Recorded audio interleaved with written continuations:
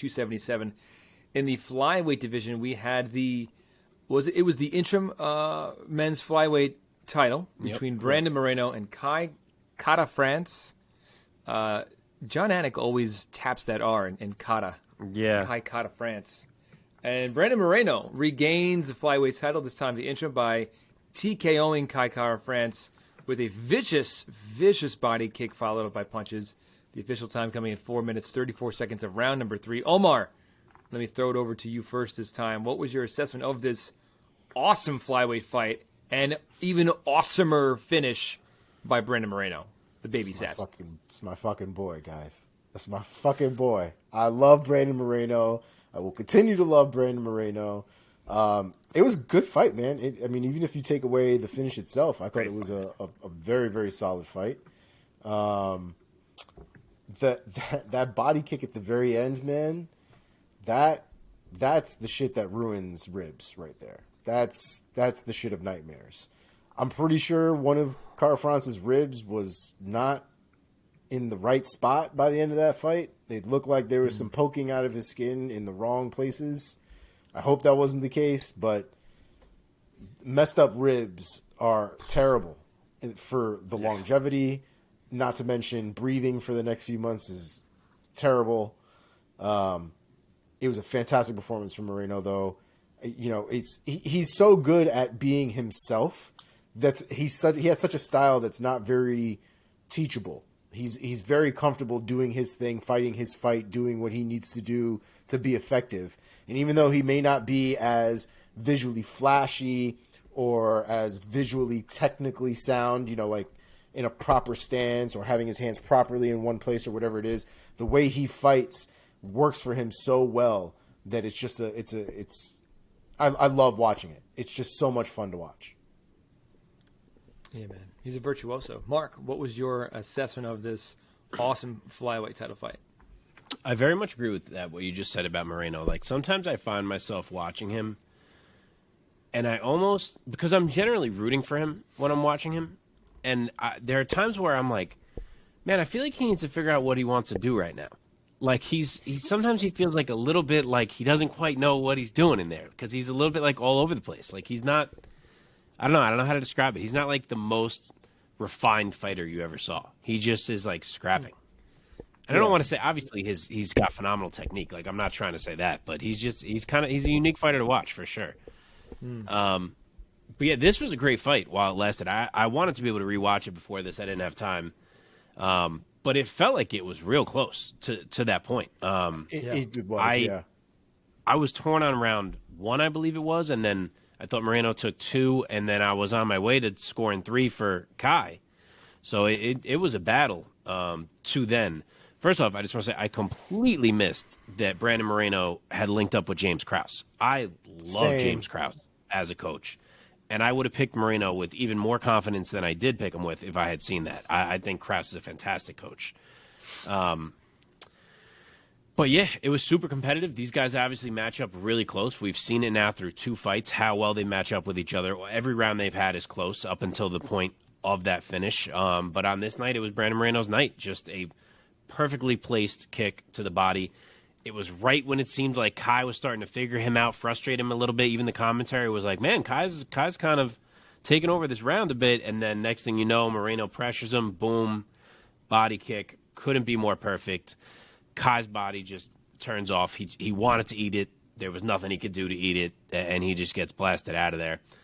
So monster win. Then they go ahead and bring Figueiredo into the cage for one of the most awkward interviews I've ever seen. Like, first of all, it kind of just felt like they shitted on Brandon's moment a little bit, unfortunately. Like, it was almost like, yeah, you won. Okay, let's bring Figueiredo in here. Like, there was no, like, celebration of it.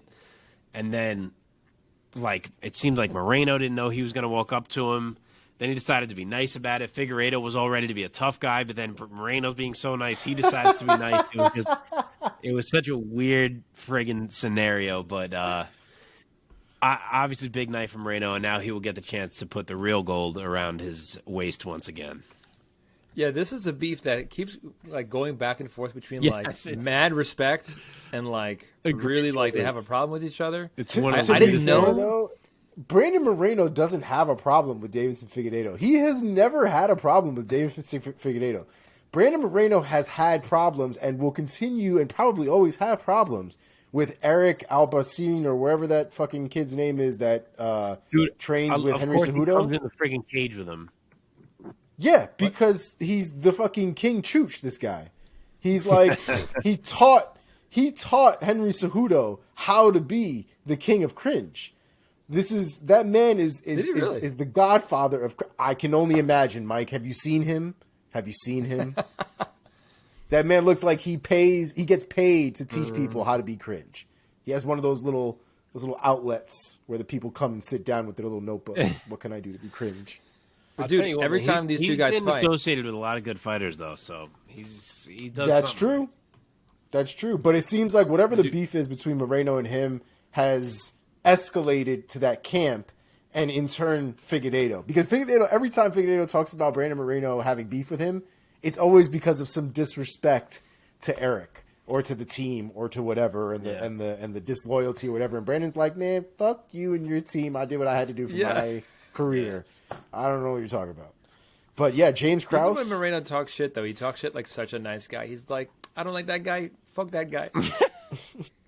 You're so right though about how it changes, because even post fight, like at the presser, they were talking to Figueiredo, and he was like, "Yeah, I wasn't expecting him to be so nice, but then he was being so sweet in there, so I figured I should be too. But now I'm gonna kill him." And it's like they just like it's like on a dime. Yeah. All right. I love this. Let's talk about. Oh yeah, I could watch Deiveson Figueiredo and Brandon Moreno fight 100 times. Yeah, agreed. They could fight a 100-round fight, and I will watch all of it. Let's talk about where Brandon Moreno, and especially where Kai Kara-France goes from here. Let's talk about Kai, because I feel like Moreno's fate is now sealed, having the interim championship, of course. Omar, give me a name towards the top, of course, of the men's flyweight division of who you would match Kai Kara-France up with next. So it's a two-parter for me. At this point, I think Brandon Moreno needs to go.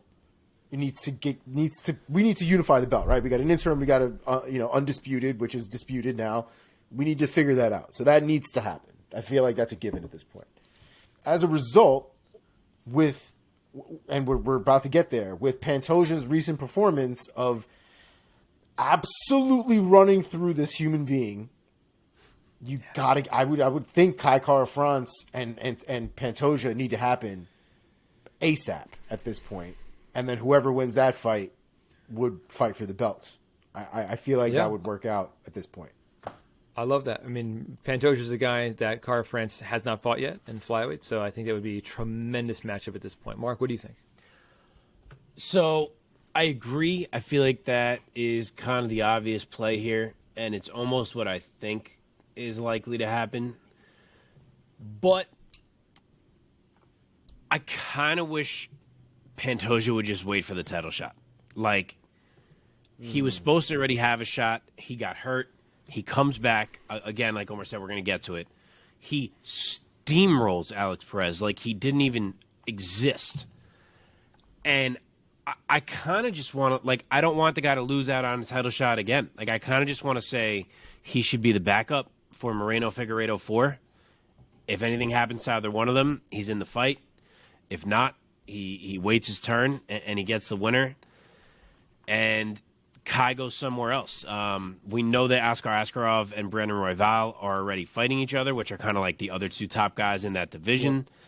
I guess if Royval won that fight, you could say, like, all right, we're going to give Kai a shot to avenge his loss, because he does have a loss to Royval. If Askarov won that fight, it would feel really weird to ask Kai to fight him again already. He just beat him. Yeah. So it's a little messy. I even thought about just throw Kai in there with my boy Manel Kopp and shoot Kopp up the ranks because of how fucking fun that fight would be. Jesus but Christ. I don't know. It's a little hard to match up Kai unless you're putting him with Pantoja. And personally, I just wish Pantoja would be told he's getting the next title shot and wait for it.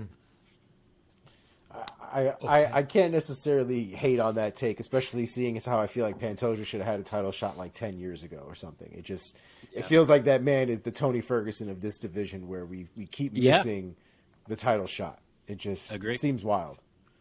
Agree.